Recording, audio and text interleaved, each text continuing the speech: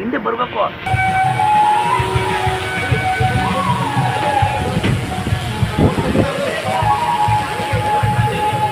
ವಿದ್ಯಾರ್ಥಿಗಳಿಗೆ ಗೌರವ ಸಮರ್ಪಣೆ ಮಾಡಿದಂತಹ ಎಲ್ಲರಿಗೂ ಬಂದ್ಬಿಡಿ ನೀವು ಹಾಗೆ ದಂಪತಿಗಳು ಕೂಡ